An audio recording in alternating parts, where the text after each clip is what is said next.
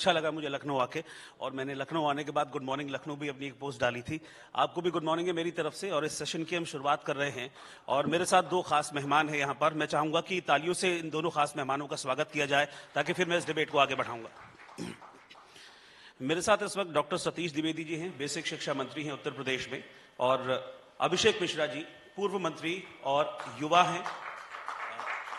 दोनों से हम चर्चा करेंगे, और जो चर्चा का टॉपिक है हमारा, देखिए यूपी में चुनाव आने वाले हैं, चुनाव पर तो हम बात करेंगे ही करेंगे, लेकिन चूंकि बेसिक शिक्षा मंत्री जी हमारे साथ हैं तो शिक्षा पर भी हम खासा फोकस करेंगे। और शिक्षा पर चाहे वो समाजवादी पार्टी की सरकार रही हो या फिर बीजेपी की सरकार रही हो, खासा फोकस रहा है। और कहते भी हैं कि शिक्षा बहुत जरूरी है, और पढ़ोगे तभी तो आगे बढ़ोगे, और युवा जब शिक्षा लेता है तभी वो देश का भविष्य बनता है। तो इस पर हम चर्चा करेंगे, और चर्चा का हमारी जो लाइन है, जो एक हमने सेशन का टॉपिक डिसाइड किया है कि 4 साल में कितनी बदली है शिक्षा की तस्वीर। देखिए सतत प्रक्रिया है और बहुत जरूरी है कि तस्वीर लगातार बदलती रहे, और जैसे जैसे आगे बढ़ता है, समय आगे बढ़ता है, शिक्षा भी उसी हिसाब से बदलनी चाहिए। और कोरोना काल में हमने देखा भी कि शिक्षा बदली भी है उस हिसाब से। पहले स्कूलों में जा रहे थे, लेकिन फिर अचानक से घर पर बैठकर मोबाइल के जरिए शिक्षा लेने लगे। तो शुरुआत करते हैं इससे। सबसे पहले सर मैं आप ही के पास आना चाहूंगा, सतीश द्विवेदी जी, क्योंकि आप इस वक्त सत्ता पक्ष में हैं, तो सत्ता से पहला सवाल मेरा बनता है। और पहला सवाल यह है कि 4 साल में अगर मैं बात करूं, अब आप सरकार के 4 साल पूरे होने जा रहे हैं, तो यूपी में शिक्षा की तस्वीर कितनी बदली है? क्योंकि एक जो वादा था यूपी सरकार का, योगी जी का, वो शिक्षा में भी बड़े बदलाव को लेकर वादा था। तो 4 साल में आप अपनी सरकार को, अपने विभाग को, शिक्षा विभाग को क्या आंकते हैं, कहां से कहां पहुंचा है? सबसे पहले तो मैं हेलो हेलो हेलो हेलो आप ये ले लीजिए।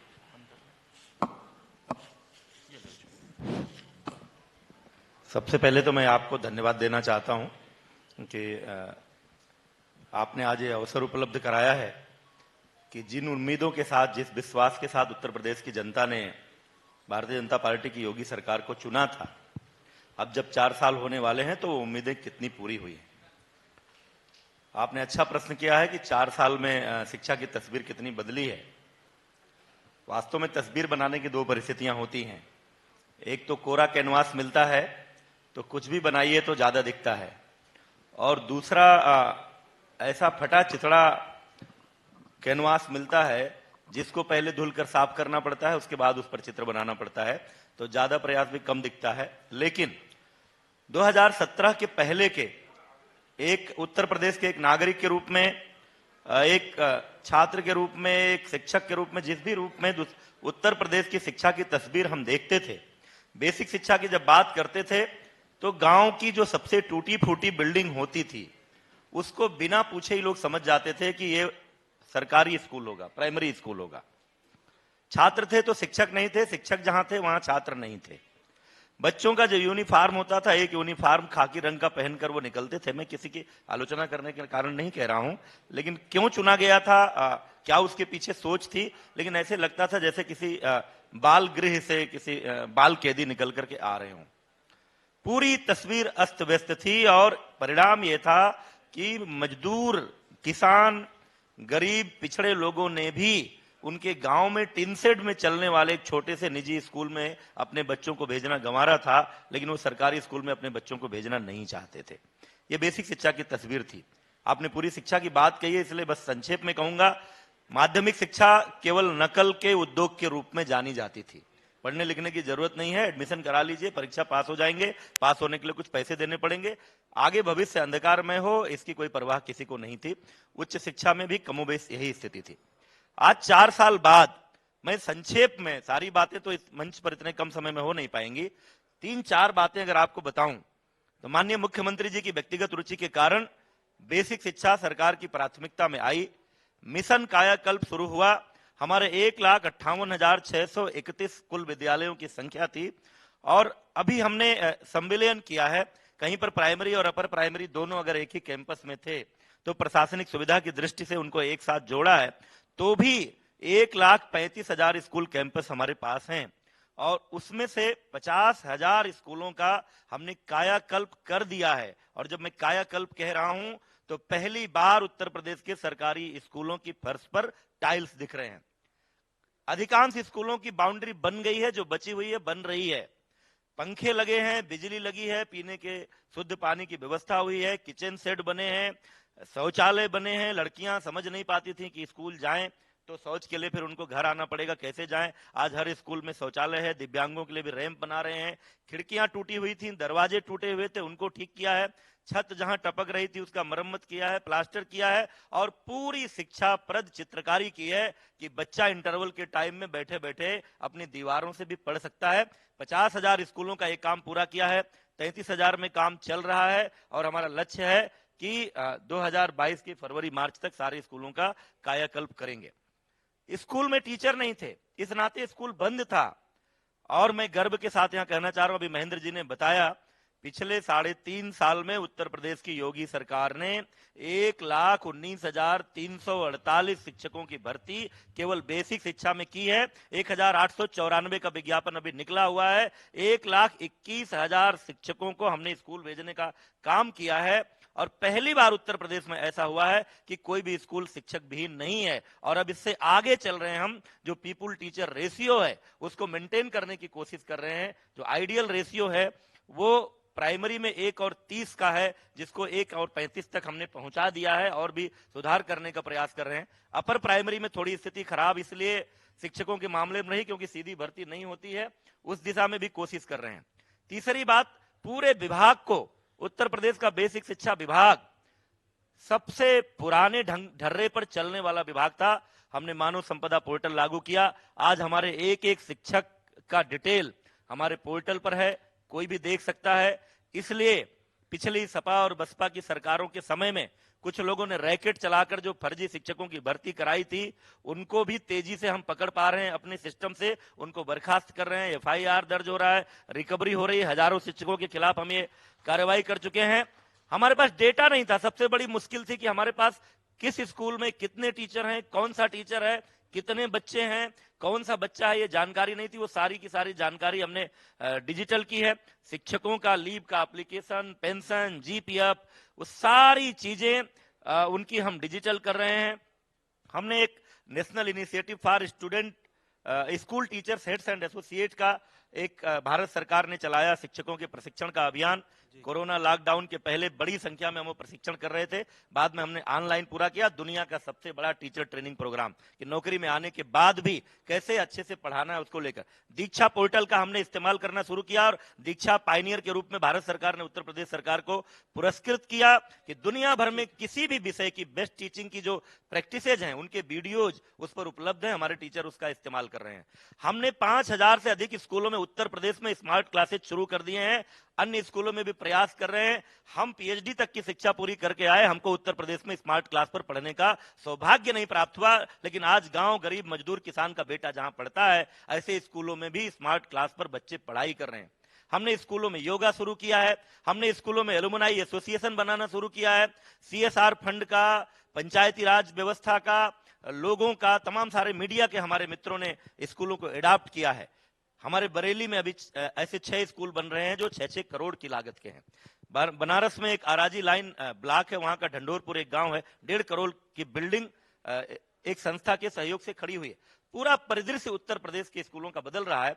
और मैं बड़े गर्व के साथ कह सकता हूं कि आज जब आप हाईवे पर चले या ग्रामीण क्षेत्र से गुजरे, 4 स्कूलों से होकर आप गुजरते हैं, तो उनमें से 3 स्कूल आपको ऐसे दिखाई देंगे कि आपको एक बार पूछना पड़ेगा कि ये सरकारी स्कूल ही है।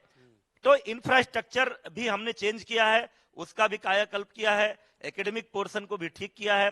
आज गुणवत्तापूर्ण शिक्षा गांव के गरीब बच्चे को भी वहां पर मिल रही है। और कई सारे हमारे स्कूलों में अब इतनी संख्या हो गई है बच्चों की कि नो एडमिशन का बोर्ड लग चुका है कि अब यहां पर पद रिक्त नहीं है। 400 करोड़ रुपए अभी जो हमने जारी किए हैं, उसके बाद उत्तर प्रदेश का कोई भी अपर प्राइमरी कक्षा 6 से 8 का स्कूल नहीं होगा जहां फर्नीचर ना हो जाए। और दूसरे चरण में प्राइमरी में भी एक करने का प्रयास कर रहे हैं। 2 जोड़ी रंगीन यूनिफॉर्म दिया है। अब वो बच्चे वो यूनिफॉर्म पहनकर निकलते हैं तो लोगों को पहचानना मुश्किल होता है कि ये कॉन्वेंट स्कूल के बच्चे हैं कि प्राइमरी के बच्चे हैं। यूनिफॉर्म केवल पहनकर जाएंगे, पैरों में हवाई चप्पल तो कैसा लगेगा, इसलिए योगी सरकार ने उनको जूते और मोजे भी दिए। निःशुल्क पाठ्य पुस्तक पहले से भी मिल रहा था, हमने और उस व्यवस्था को सुचारू किया है। बैग भी दे रहे हैं, और मैं आपको बताने में मुझे हर्ष हो रहा है, इस लॉकडाउन के दौरान जब स्कूल बंद थे, बच्चों का यूनिफॉर्म, उनका जूता, उनका मोजा, उनकी किताबें, उनका बैग, ये सब हमने उनके घर तक पहुंचाया है। और एक और क्रांतिकारी बात, उसकी सूचना देकर मैं अपनी बात खत्म करूंगा। जब लॉकडाउन हुआ 13 मार्च को माननीय मुख्यमंत्री जी की बैठक में अचानक हम लोगों ने निर्णय लिया कि स्कूल कॉलेज सब बंद होंगे। उसके बाद निजी क्षेत्र के विद्यालयों में ऑनलाइन क्लासेज शुरू हुए। तब एक बड़ी चुनौती थी कि 1,60,00,000 से ज्यादा बच्चे जिस व्यवस्था में पढ़ते हैं, गांव के गरीब मजदूर, किसान, रिक्शा वाला, ठेला वाला, रेहड़ी वाले के बच्चे जिन स्कूलों में पढ़ते हैं, उनका क्या होगा? वो इस ट्रॉमेटिक सिचुएशन से बाहर कैसे निकलेंगे? इस भय के वातावरण से उनको डाइवर्ट कैसे किया जाए और उनकी पढ़ाई की क्षति की पूर्ति कैसी होगी? मैं आज इस मंच से अपने बेसिक शिक्षा परिषद के अध्यापकों को आभार प्रकट करना चाहता हूं कि लोगों ने एक अपील पर स्वयं प्रयास करके, जो लोग जानते थे उन्होंने दूसरों को बताया, और उत्तर प्रदेश के सरकारी स्कूलों में भी दूरदर्शन के माध्यम से, आकाशवाणी के माध्यम से, गूगल के माध्यम से, व्हाट्सएप के माध्यम से ऑनलाइन कक्षाएं चली। अभी सवाल खड़ा हो सकता है, सब नहीं उसके पहुंच में आए होंगे, इसीलिए हमने दूरदर्शन का टाइम स्लॉट लिया, क्योंकि दूरदर्शन का टीवी हर गांव में है। लेकिन ये उत्तर प्रदेश के लिए काल्पनिक था, लोग सोच भी नहीं सकते कि सरकारी स्कूलों में कभी ऑनलाइन क्लासेज होंगे। तो मैं कह सकता हूं कि 4 सालों में, और इसी तरह से माध्यमिक शिक्षा में भी नकल विहीन शिक्षा की है, बड़ी संख्या में शिक्षकों की भर्ती हुई है, उच्च शिक्षा में भी बहुत ही क्रांतिकारी परिवर्तन आया है। तो मैं कह सकता हूं कि उत्तर प्रदेश के योगी सरकार के इस 4 साल के कार्यकाल में शिक्षा का कायाकल्प हुआ है। ठीक है, तो जब मंत्री जी अपनी बातें कह रहे थे तो मैं अभिषेक जी को देख रहा था, बहुत तल्लीनता से आपकी बातें सुन रहे थे। मुझे लग रहा था मनी मन अपने जवाब भी वो तैयार कर रहे थे। और जो बात उन्होंने कही है कि एक होता है कोरा कागज, उस पर आप कुछ भी लिख सकते हैं, एक होता है ऐसा कागज जो फटा हो, उसको पहले टेप से चिपकाना है, उसके टुकड़े जोड़ने हैं, कि एक पजल नहीं होती थी पहले की, जोड़ के किसी नक्शा बनाना है, पहले उसको जोड़ना है, उसको टेप से चिपकाना है, फिर उस पर चित्रकारी करनी है। ऐसा यूपी दिया आपने शिक्षा के मामले में। और एक ऐसा कागज होता है जो कि सजा करके, संवार करके दिया जाए, अच्छे से बना करके दिया जाए, उसके बॉर्डर्स लगा करके, रंग करके उसको दिया जाए, और उसको जब दिया जाए तो उसको इस तरह चौपट कर दिया जाए, इस तरह चौपट कर दिया जाए कि कोई भी एक सत्र उत्तर प्रदेश में स्कूल एजुकेशन में ऐसा नहीं बीता होगा जब बच्चों को शिकायत ना आई हो, चाहे उनके कपड़ों की, चाहे उसके बस्तों की, चाहे जूतों की। यहां तक कि मीडिया का, अगर आप अपने चैनल पे भी आपने बहुत बार जो स्कैंडल्स हुए थे, जिसकी वजह से मैं नाम नहीं लेना चाहूंगा, भारतीय जनता पार्टी के एक पूर्व मंत्री जब थी इस विभाग में, तो उसमें कितने बड़े बड़े स्कैंडल रोज अखबारों में पढ़े। लोग बच्चों के नंगे पैर जूतों से जाने को दिखाई पड़ता था, ये दिखाई पड़ता था उनको खाने को नहीं मिल रहा। यहां और टीचर्स की आप बात कर रहे हैं, तो जो हमने व्यवस्था बना के दी थी, जो सजा के दी थी, जितना हमने रेवेन्यू में, बजटरी एलोकेशन में ग्रोथ की थी, प्राथमिक शिक्षा में, माध्यमिक शिक्षा में, उच्च शिक्षा में, उसमें आज की तारीख में भारतीय जनता पार्टी की सरकार ने बजट में दिखाने के लिए ज्यादा बना दिया है, लेकिन एलोकेशन उसका कम कर दिया। दिक्कत क्या है? एलोकेशन इस बार इन्होंने 5.5 लाख करोड़ का बजट प्रस्तुत किया, जबकि पिछली बार रेवेन्यू डेफिसिट अगर आप देखेंगे तो 1,16,000 करोड़ रुपए का रेवेन्यू डेफिसिट। तो जो इन्होंने पिछले बार दिया था, जिसमें जो 5 लाख करोड़ पहुंचा था, जिसमें आपके विभाग में जो पैसा दिया गया था, उसमें 1,16,000 करोड़ रुपए की टोटल बजट में डेफिसिट है। कहां से पूरा हुआ? इस बार फिर बढ़ा के लिख दिया, पिछली बार 7% बढ़ाया, उसके बाद 7% बढ़ाया, इस बार 7.03% बढ़ा दिया। तो ये पूरी तरीके से व्यवस्था को खराब करने का काम किया भारतीय जनता पार्टी ने। इन्हें सिर्फ बातें करना आता है, काम करने से कोई लेना देना नहीं। मैं कुछ उदाहरण देना चाहूंगा, मैं मुझे बहुत धन्यवाद दूंगा रोहित जी कि आपने इनको इतना वक्त दिया, तो मुझे लगता है उसी प्रोपोर्शन में 12-14 मिनट मेरे पास भी है, तो मेरे पास काफी वक्त है आज उत्तर प्रदेश की आवाज उठाने का। और आपके माध्यम से मैं उत्तर प्रदेश की आवाज लोगों तक पहुंचाना चाहूंगा, नौजवानों की बात पहुंचाना चाहूंगा। वो आपको याद होगा भी पिछले दिसंबर में लखनऊ शहर की बात बता रहा हूं, जो शिक्षक में जिन्होंने अप्लाई किया था, जिनको इन्होंने भर्ती नहीं किया है, जिसमें गड़बड़ियां हुई हैं, उसके बच्चे यहां पे धरना प्रदर्शन कर रहे थे दिसंबर जनवरी के महीने में, और दिसंबर में उनके ऊपर पानी फेंका गया, उनके ऊपर लाठीचार्ज हुआ, उनको जेल भेजा गया। 5,000 लड़कों को जिस तरह मारा गया था, आपके चैनल ने दिखाया था, और उस पर काफी बहस हुई, काफी डिबेट हुई, हम लोगों ने भी उस समय डिबेट की थी। वो बच्चे आज कहां हैं? आज भी उनको कोई पूछने वाले। 59,000 भर्तियां, मेरे पास कुछ टॉपिक्स हैं जो मैं लेकर के आया हूं, मैंने कहा जिससे डेटा मेरा गलत ना हो, हम लोग हवा में बात नहीं करते। अब मैं पहले सवाल रख दूं, उसके बाद जवाब दे दे। मैं चाहेंगे तो मैं पूरा कागज उनको दे दूंगा, फिर वो एक पॉइंट पर जवाब देते रहेंगे। कागज की जरूरत नहीं अभिषेक जी, सब क्या याद है। बात है, क्या बात है, इससे अच्छा क्या हो सकता है। पूरा उत्तर प्रदेश आज जवाब चाहता है आपसे। तो सबसे पहला सवाल मैं पूछना चाहूंगा, शिक्षा मित्रों को छोड़ करके आज तक एक भी भर्ती उत्तर प्रदेश में नहीं हुई शिक्षा विभाग में। डिप्लोमा इन एलिमेंट्री, मुझे पॉइंट पूरे कर लेंगे। डीएलएड जो डिग्री है, डिप्लोमा इन एलिमेंट्री एजुकेशन का, और बीटीसी की ट्रेनिंग में स्टूडेंट्स वो 2 साल से नई प्राथमिक शिक्षा भर्ती की मांग कर रहे हैं। आज तक एक भी भर्ती नहीं हुई। 59,000 भर्तियों की जो बात करते हैं, जो 2 चरणों में हुई, उसमें लगभग 22,000 पद खाली हैं, उसमें आज तक भर्ती नहीं हुई। संशोधन कई बार कर चुके हैं, 3 जियो आ चुके हैं, आज तक उसमें कुछ भी नहीं हुआ। 9,000 आज भी बाकी हैं। 22,000 भर्तियां जो डिलीटेड हैं वो आज भी नहीं ऐड हुई हैं। और ये मैं आपको बता रहा हूं, ये पिछले 4 साल से भर्ती कर रहे हैं। मैं उदाहरण दे रहा हूं, समाजवादी पार्टी ने, हमारे माननीय मंत्री उस समय थे माननीय रामगोविंद चौधरी साहब सामने बैठे हुए हैं, इन्होंने दिसंबर 2017 में भर्ती, 2016 में भर्ती निकाली थी। मार्च के पहले हफ्ते में उस भर्ती को पूरा कर दिया था, उसकी काउंसलिंग कर दी थी, उसके अपॉइंटमेंट लेटर्स जारी होने थे 24-25 मार्च को, जो कि जब भारतीय जनता पार्टी सरकार बनी, इन्होंने समीक्षा के नाम पे रोक दिया। आज तक वो भर्ती, आज तक 2016 में जो काम समाजवादी पार्टी ने 3 महीने में पूरा कर दिया था, पैरेलल इंस्टीट्यूशन सिस्टम चला करके, जबकि उस समय चुनाव चल रहा था। माननीय मंत्री जी, हम सब लोग चुनाव में बिजी थे, उसके बावजूद जब वो काम पूरा हो गया, उसको आज तक ये पूरा नहीं कर पाए हैं। इसका जवाब आज उत्तर प्रदेश जानना चाहता है। इसी तरीके से मैं आपको उदाहरण बताऊं, हमने 72,000 की भर्ती की थी, हमने 3 टाइम्स काउंसलिंग में लोगों को बुलाया था, जिससे कि कई बच्चे ऐसे होते हैं जो कि दूसरी नौकरियों में सिलेक्ट हो जाते हैं या नहीं ज्वाइन करते, उनको मौका मिल जाता है। इन्होंने उस प्रोसेस को पूरा नहीं किया। आज जो बच्चे हैं, आप पिछले 1 महीने में देखेंगे तो प्रयागराज में कम से कम 5-7 टीचर्स ने आत्महत्या की है सरकार की नीतियों के खिलाफ, भर्ती की नीतियों के खिलाफ। ये उत्तर प्रदेश को ये सरकार दे रहे हैं, उत्तर प्रदेश की ये शिक्षा नीति दे रहे हैं। परफॉर्मेंस की बात कर रहे हैं शिक्षा में, असर रिपोर्ट उठा के भर्ती पर बात हो जाए पहले, नहीं अलग अलग सेगमेंट में चले, नहीं तो जवाब मैं चाहता हूं अभिषेक जी, एक बात कर लीजिए, रोहित जी, हाँ, एक बात मैं पूरी कर दूं अपनी।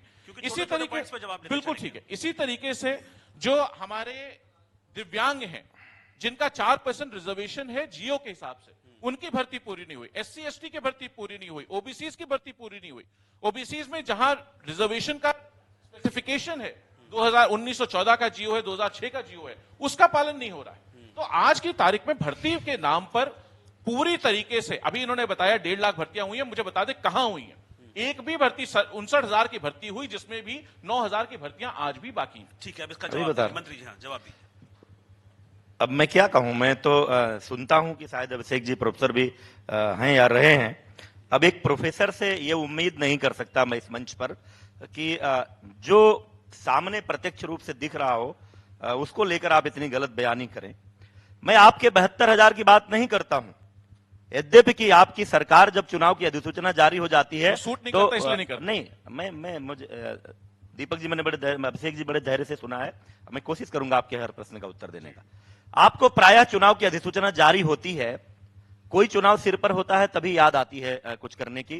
तो ये सवाल तो अलग है कि आपने 72,000 की भर्ती एन दिसंबर में अधिसूचना जारी हो जाती है, ये फरवरी मार्च में क्यों कर रहे थे, क्यों रुका? मैं नहीं, आप कह लीजिएगा, उसकी बात मैं नहीं कर रहा हूं। आपने चुनाव के वोट बैंक के रूप में शिक्षा मित्रों का इस्तेमाल करते हुए गैर कानूनी, असंवैधानिक तरीके से, मैं नहीं कह रहा हूं, माननीय सर्वोच्च न्यायालय ने कहा, असंवैधानिक तरीके से बिना उचित संशोधन करते हुए नियमों में शिक्षा मित्रों का स्थायी समायोजन की बात कही। माननीय अभ्यर्थी न्यायालय गए, माननीय सर्वोच्च न्यायालय ने उसको निरस्त किया असंवैधानिक बताते हुए, और उसके बाद से हमने जो भर्ती शुरू की, हमारी सरकार आने के बाद 68,500 का एक लाट, 69,000 का दूसरा लाट, हम इस लाट की गणना करते हुए आपको बता रहे हैं, और मैंने एग्जैक्ट फिगर आपको दिया है, 1,19,348। आप कह रहे हैं कि भर्ती नहीं की, मतलब आप जैसे पढ़े लिखे आदमी से कल्पना कैसे की जाए? 1,19,348 वो भर्ती की है।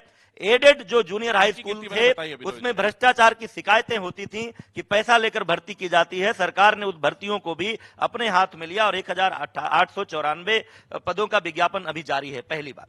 दूसरी बात, आप जो आरक्षण के उपबंधों की बात कर रहे हैं, जो 69,000 की भर्ती अभी हुई है, उस भर्ती में 1133 पद ऐसे हैं जो एसटी कैटेगरी के हैं। एसटी के लिए जो आरक्षित थे 241 एसटी के हमको अभ्यर्थी मिले योग्य, उनकी भर्ती हुई, 1133 बचे हैं।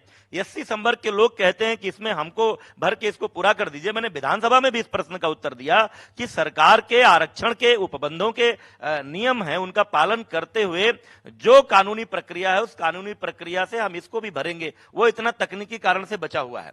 आप धरना प्रदर्शन की बात करते हैं, 69,000 का विज्ञापन निकलता है, 4,31,000 लोग आवेदन करते हैं, 4,10,000 लोग क्वालिफाइंग एग्जाम में बैठते हैं, 1,46,060 लोग उसको क्वालिफाई करते हैं और उनका वो लिखित परीक्षा का अंक लेकर के एकेडमिक उनके क्वालिफिकेशन के अंक को जोड़ करके हम 69,000 की मेरिट बनाते हैं। अब अगर सारे 1,46,000 कहें कि 69,000 पदों पर हमको भर दीजिए तो वो हम नहीं कर सकते, क्योंकि हम नियमों का, कानून की इज्जत करना जानते हैं। आप दिव्यांगों की अभी बात कर रहे थे, आप दिव्यांगों नहीं, आपकी बात पूरी नहीं हुई। आप कह रहे हैं डीएलएड की ट्रेनिंग करके दो साल से लोग बैठे। अरे भाई, अभी अभी ये भर्ती हुई है, ये भर्ती कंक्लूड हो रही है, हमने तो बंद नहीं किया रास्ता। हम बार बार कह रहे हैं कि हम पीपुल टीचर रेशियो को मेंटेन करने की कोशिश कर रहे हैं। आपके जमाने में उत्तर प्रदेश के तमाम स्कूल बंद थे क्योंकि वहां टीचर नहीं दे पा रहे थे आप। हम हमारे स्कूल को टीचर ही नहीं दे रहे हैं, बल्कि हम उस रेशियो को भी मेंटेन कर रहे हैं। आगे भी जैसी आवश्यकता पड़ेगी हम शिक्षकों की भर्ती करेंगे। डीएलएड की ट्रेनिंग किए हुए, डीएलएड की ट्रेनिंग, क्योंकि अभी पिछले दिव्यांगों की बात कह लूं, बस मैं बात पूरी कर रहा हूं। एक मेरा भी दिव्यांगों के आरक्षण की एक व्यवस्था है और वो संवैधानिक उपबंध है कि 4 कैटेगरी में अलग अलग, किसी को देखने सुनने में कठिनाई है, किसी को चलने में कठिनाई है, किसी को बोलने में कठिनाई है, अलग अलग कैटेगरी है। 4% का आरक्षण 4 कैटेगरी में बांट के देना होता है और स्पष्ट नियम है कि हम एक कैटेगरी के हिस्से की सीट दूसरे कैटेगरी को नहीं दे सकते। अब वो लोग कहते हैं कि नहीं, इस कैटेगरी में खाली है, उस कैटेगरी में हमको कर दीजिए। भारतीय जनता पार्टी हमेशा न्यायालय के निर्णयों का, संवैधानिक उपबंधों का, कानूनों का सम्मान करती है, इसलिए हम मनमानी तरीके से कुछ भी नहीं करते हैं कि जाकर के मामला आगे फंस जाए और जो हाल शिक्षा मित्रों का हुआ, रिवर्ट होना पड़ा, वैसे ही किसी अभ्यर्थी को होना पड़े। हम हमेशा इससे बचने की कोशिश करते हैं। नहीं, लेकिन क्या आप ये एश्योर कर रहे हैं कि टीचर्स की कमी नहीं है स्कूलों में? नहीं, मैंने परिषदीय स्कूलों में टीचर्स की कमी है। लालजी वर्मा कहते हैं कि परिषदीय स्कूलों में टीचर्स की कमी है, इसीलिए बच्चों को पढ़ाई वहां पर मिलती नहीं है और इसीलिए बच्चों को जाना पड़ता है प्राइवेट स्कूलों में। मैंने यही कहा आपसे ना, मैंने कहा ना 1,21,000 शिक्षकों की भर्ती करने के बाद भी, मेरी बात को आप ध्यान से सुनिए, मैंने कहा कि आज कोई स्कूल शिक्षक विहीन नहीं है। लेकिन अभी एक और विसंगति थी जिस पर कभी नहीं ध्यान दिया गया, उसके लिए योगी सरकार का इंतजार हो रहा था। नगर का कैडर अलग हो गया, नगरों में भर्ती 2008 के बाद से हुई नहीं। हमारे यहां तो उल्टी स्थिति है। आज गांव में हमारे पास शिक्षक कहीं कहीं सरप्लस हैं, नगरों में शिक्षक कम हैं क्योंकि उनकी कैडर की इसको बैलेंस करना चाहिए ना। मैं कर रहा, हम कर रहे हैं ना, हम कर रहे हैं, हम कोई बहानेबाजी नहीं कर रहे हैं।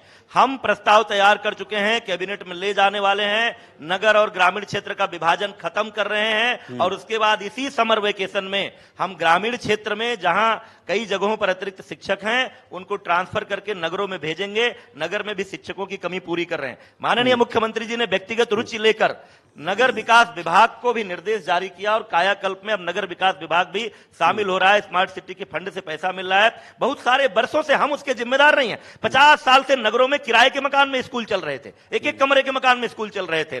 हम जमीनें चिन्हित कर रहे हैं, जहां जमीन मिल रही है वहां नए भवन बना रहे हैं, जहां जमीन नहीं मिल रही है वहां किराए के भी नए मकान बदल रहे हैं। ये सारी कोशिशें हम कर रहे हैं और मुझे प्रसन्नता है, मैं आभार प्रकट करना चाहता हूं देश का निजी क्षेत्र, कारपोरेट सेक्टर, हमारे समाज सेवी, सामाजिक संगठन, मीडिया के लोग, सब लोग आगे आ रहे हैं। उस दिशा में सरकार से कंधे से कंधा मिलाकर काम कर रहे हैं और हम तस्वीर बदलने की पूरी कोशिश कर रहे हैं। हमने कहा है कि हम फुल स्टॉप नहीं लगा रहे हैं। ठीक है, जब तक शिक्षकों की जरूरत पड़ेगी लगातार हम रिक्त पदों पर भर्ती करते रहेंगे। ठीक है। अब अभिषेक जी कुछ कहना चाह रहे हैं, फिर अभिषेक जी मेरा आपसे भी एक सवाल है, पहले आप अपनी बात कर लीजिए। जी, हेलो। हाँ, मैं अभी आपने माननीय मंत्री जी ने कहा, मैं उसमें 2 ही 3 चीजें सवाल पूछना चाहूंगा कि जो लाखों की संख्या में शिक्षा मित्रों को आप कह रहे हैं बिना नियम कानून के बिल्कुल संविधान के तहत हाउस ले जा करके पॉलिसी बना करके कैबिनेट में अप्रूव करके जो व्यवस्था है उसी के तहत चल करके शिक्षा मित्रों को रेगुलराइज किया गया था। उनको बता रहा हूं, उसका जवाब दे रहा हूं। उन नौकरियां दी गई थी, लेकिन ये हम और आप सभी जानते हैं कि कोर्ट में पैरवी करने की जरूरत पड़ती है।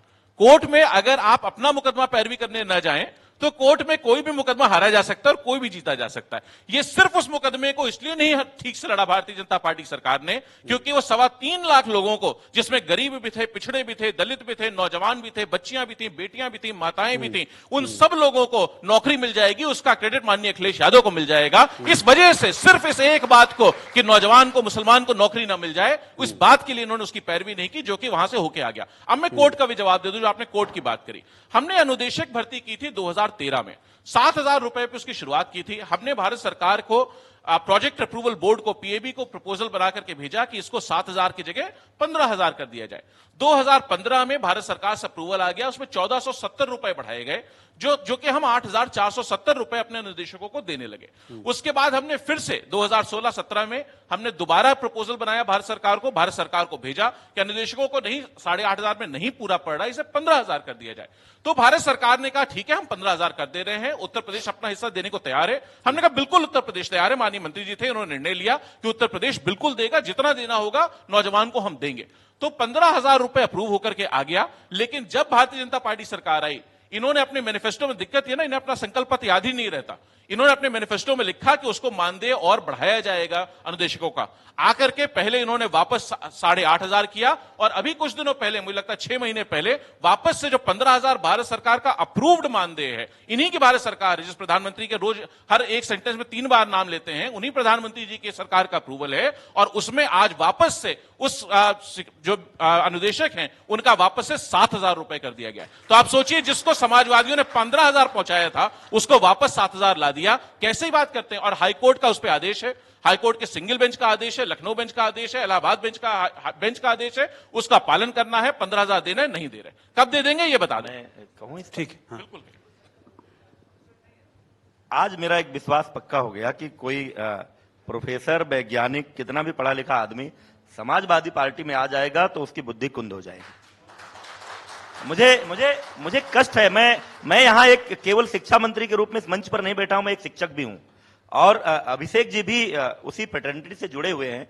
इनकी पार्टी के कार्यक्रमों में, बैठकों में ये सब बोलना आपकी मजबूरी हो सकती है, लेकिन आज जहां आप बैठे हैं, आपको इस तरह की गलत बयानी नहीं कर। मैं आज भी इस मंच से चुनौती देते हुए कह रहा हूं कि अगर भारत सरकार ने अनुदेशकों का मानदेय 15,000 अप्रूव किया हो तो हम कल से लागू कर देंगे। लेकिन कोर्ट गए थे लोग, इस चुनौती को कोर्ट ने, मैं कह रहा हूं, मैं खुले मंच से कह रहा हूं, देखिए, क्योंकि हमको हमारे मुख्यमंत्री योगी आदित्यनाथ जी पर विश्वास है कि वो हम आज जो हम कर पा रहे हैं बेसिक शिक्षा में, ये उनके समर्थन के बगैर नहीं कर सकते। इतनी बड़ी योजना, इतना बड़ा कायाकल्प, इतनी बड़ी शिक्षा भर्ती, आपको शाबाशी, आपको बधाई देनी चाहिए उत्तर प्रदेश सरकार को। और मैं चुनौती देकर कहता हूं, पूरे कोरोना लॉकडाउन पीरियड में, जब दुनिया भर में अमेरिका, इंग्लैंड, जर्मनी, जापान जैसे देशों में नौकरियां जा रही थी, लोगों की छटनी हो रही थी, उस समय जून के महीने में उत्तर प्रदेश की सरकार ने 69,000 शिक्षकों की भर्ती की काउंसलिंग का शेड्यूल जारी किया था।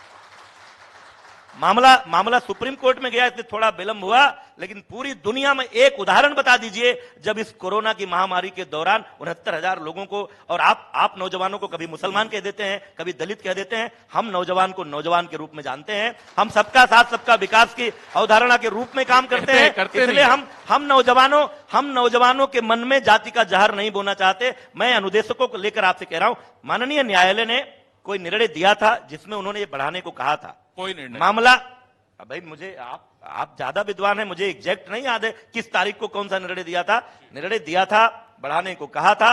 आप सभी जानते हैं कि भारत सरकार का प्रोजेक्ट है, अपर प्राइमरी स्कूल में टीचर्स की कमी को पूरा करने के लिए, पीपुल टीचर रेशियो को मेंटेन करने के लिए अनुदेशकों को रखा गया था।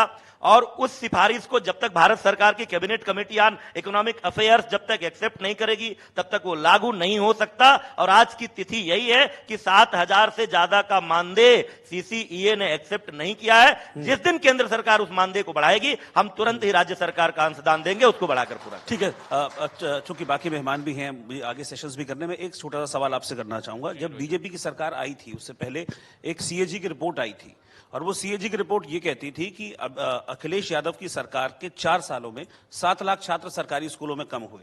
2012-13 में 3 करोड़ 71 लाख छात्र थे जो सरकारी स्कूल जा रहे थे, और 2015-16 में ये संख्या घट के 3 करोड़ 64 लाख हो गई थी।